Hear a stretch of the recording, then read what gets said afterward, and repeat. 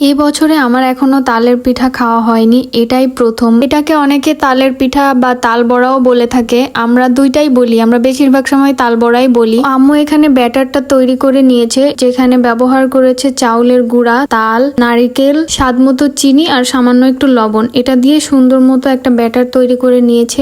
আমি প্রায় সব ধরনের পিঠাই মোটামুটি বেশ পছন্দ করি। তো আমি ক্যাম্পাসে থাকা অবস্থাতেই আম্মু তালটা গ্রামের বাড়ি থেকে প্রসেস করে এনে ফ্রিজে রেখে দিয়েছিল। আমার আম্মুর হাতের তাল বড়াটা আমার এত বেশি মজা লাগে, এত মজা হয়। বাইরের লেয়ারটা একদমই ক্রিস্পি, গালে দিলে একদম দারুণ একটা ক্রাঞ্চি সাউন্ডও হয়, যেরকম খেতেও সেরকম মজা, আর ভিতরে অনেক বেশি নরম। তাল বড়া যদি এরকম না হয় খেতে কিন্তু আমার একদমই ভালো লাগে না। আর ছোটবেলা থেকে আমার একটা অভ্যাস আছে যে আম্মু আমার পছন্দের কিছু রান্না করলে আমি তখন কিচেন থেকে একদমই সরি না। আম্মুর পাশে দাঁড়িয়ে থেকে যতক্ষণ পর্যন্ত নয় খাবার জিনিসটা তৈরি হচ্ছে, আমি গরম গরম ওখান থেকেই দাঁড়িয়ে আম্মুর থেকে নিয়ে খাওয়া শুরু করি। আর এই তাল বড়াটা আমি গরম গরম খেতে বেশি পছন্দ করি, গরম যতক্ষণ থাকে ততক্ষণ বেশি ক্রিস্পি থাকে।